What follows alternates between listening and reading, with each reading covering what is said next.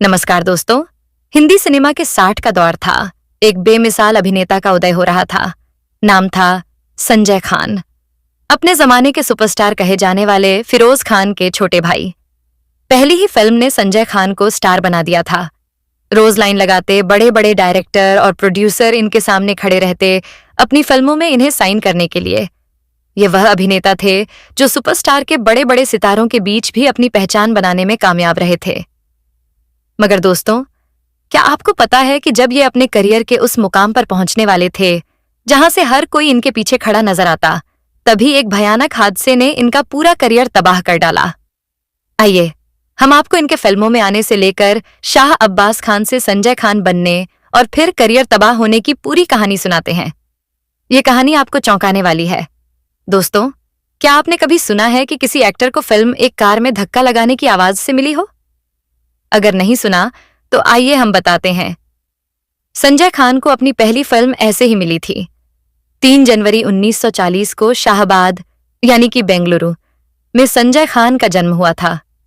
इनके पिता शेर अली खान और मां बीबी फातिमा बेंगलुरु के इज्जतदार लोगों में गिने जाते थे।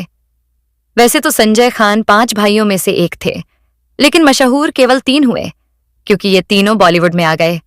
फिरोज खान, संजय खान और अकबर खान। बाकी 2 भाई बिजनेस करने लगे। संजय की परवरिश बेंगलुरु में ही हुई। उन्होंने सेंट जर्मन स्कूल से पढ़ाई की और बाद में मुंबई आ गए। उस समय संजय की उम्र लगभग 20-22 वर्ष रही होगी। मुंबई में जहां संजय रहा करते थे, वहीं उनके पड़ोस में एक मशहूर डायरेक्टर रहते थे जिनका नाम था सत्येन बोस। वही सत्येन बोस जिन्होंने जागृति, चलती का नाम, गाड़ी और मासूम जैसी बेमिसाल फिल्में बनाई थीं। एक बार की बात है जब सत्येन बोस की एक पुरानी कार स्टार्ट नहीं हो रही थी। ऐसे में वे अपने पड़ोसी संजय के घर पहुंचे और उन्हें बुलाया। सत्येन बोस बोले, कार स्टार्ट नहीं हो रही है, जरा धक्का मार दो, चल पड़ेगी। संजय ने धक्का मारा और कार स्टार्ट हो गई। अब तो यह एक रोज का सिलसिला बन गया। जब भी कार स्टार्ट न होती, सत्येन बोस संजय के घर पहुंच जाते और संजय धक्का मारकर कार को स्टार्ट कर देते थे। एक सुबह संजय के घर की बेल बजी। जब संजय ने दरवाजा खोला तो सामने सत्येन बोस खड़े थे। संजय हंसते हुए बोले, चलो दादा, आ रहा हूं धक्का करने।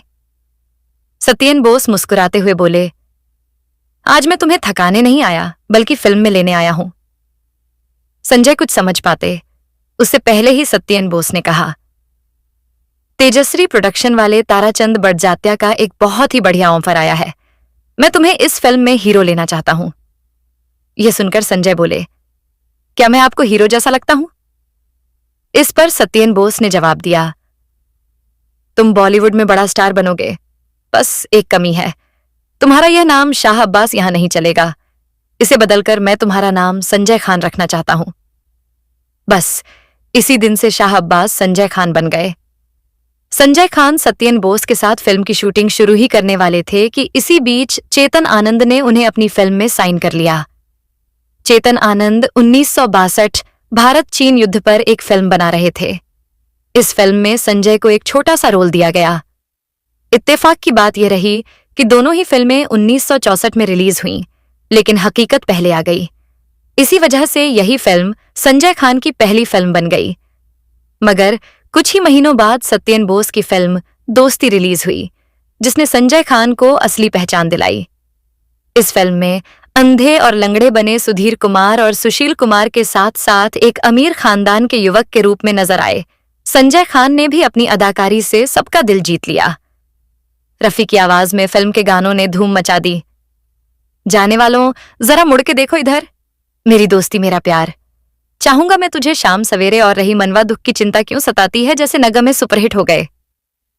नए कलाकारों द्वारा बनाई गई इस फिल्म दोस्ती ने सिनेमा घरों में राज कपूर और राजेंद्र कुमार की ब्लॉकबस्टर फिल्म संगम तक को कड़ी टक्कर दे दी थी।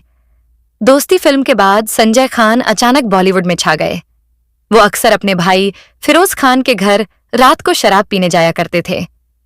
वहां संजय खान की सफलता से उत्साहित भाई फिरोज खान उनसे रोज पूछा करते, आज कितनी फिल्में साइन की?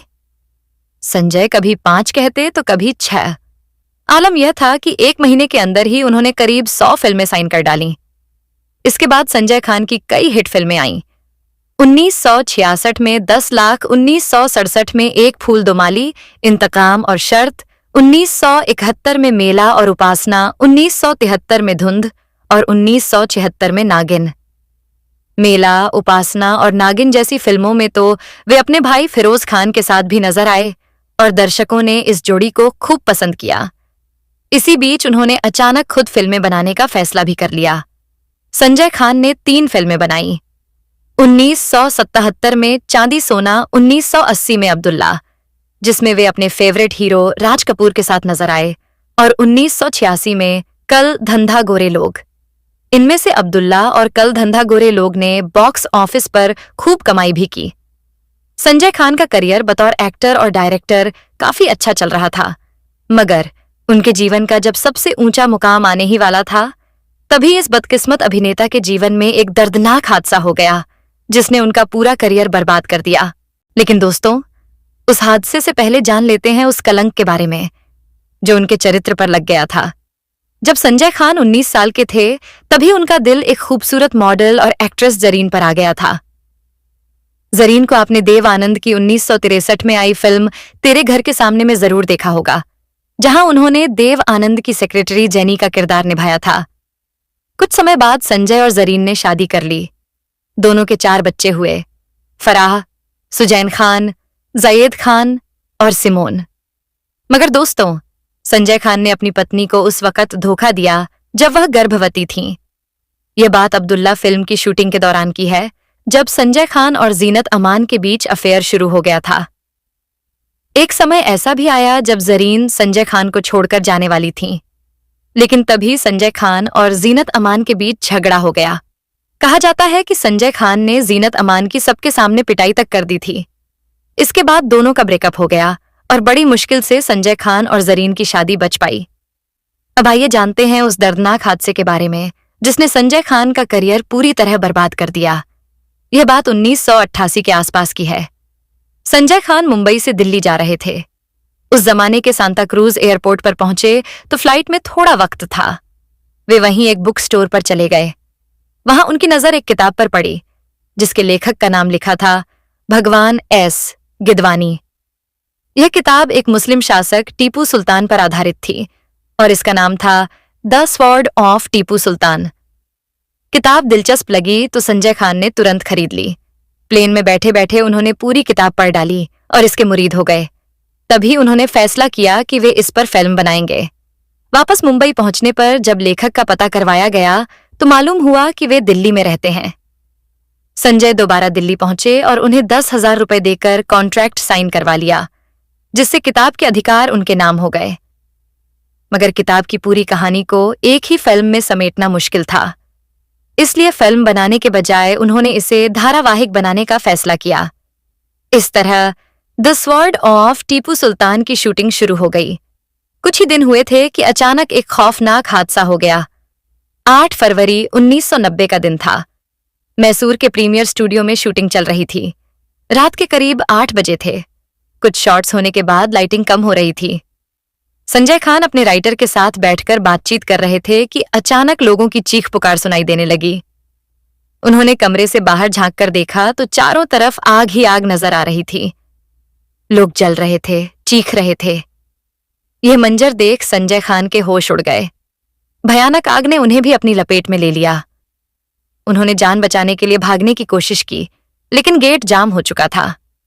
वे एक छोटे से दरवाजे से निकलने की कोशिश कर ही रहे थे कि अचानक ऊपर से एक पेंट का डब्बा उनके सिर पर गिर पड़ा और वे जमीन पर गिर गए। चारों तरफ आग की लपटें उन्हें जलाती चली गईं। संजय खान को किसी तरह लोगों ने बाहर तो निकाल लिया, लेकिन तब तक उनका लगभग 65% शरीर जल चुका था। पूरा जिस्म झुलस गया था। हाथ, चेहरा, सब कुछ आग की लपटों से बुरी तरह जल गया। उनकी तस्वीरें इतनी दर्दनाक थीं कि उन्हें दिखाना तक मुश्किल था।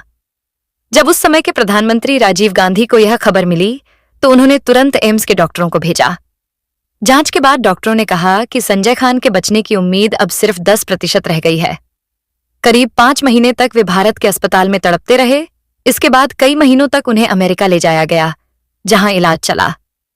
लगभग 13 महीने और 73 सर्जरी के बाद उनकी जान तो बच गई, लेकिन उनका जला हुआ शरीर अब अभिनेता बनने के काबिल नहीं रहा। डॉक्टरों की चेतावनी के बावजूद संजय खान ने भारी मेकअप और कठिन संघर्ष के साथ the sword of Tipu Sultan की शूटिंग पूरी की और आखिरकार 1990 में यह टीवी सीरियल प्रसारित हुआ। सीरियल इतना लोकप्रिय हुआ कि संजय खान एक बार फिर छा गए, इस बार फिल्मों में नहीं बल्कि टीवी के सुपरस्टार बनकर। हालांकि डायरेक्टर और प्रोड्यूसर के रूप में संजय खान ने खूब नाम और पैसा कमाया, लेकिन अगर यह खौफनाक हादसा न हुआ होता तो शायद वे टीवी की दुनिया के बेताज बादशाह बन जाते। दोस्तों, आपको संजय खान कैसे लगते थे? उनकी कौन सी फिल्म या किरदार आपको सबसे ज्यादा पसंद आया? हमें कमेंट्स में जरूर बताइएगा। और हाँ, अगर आप हमारे चैनल स्टार मनोहर राठौर पर नए हैं तो इसे सब्सक्राइब कर लीजिए और बेल आइकॉन दबा दीजिए ताकि ऐसी ही अनसुनी और दिलचस्प कहानियां हम आपके लिए हमेशा लाते रहें।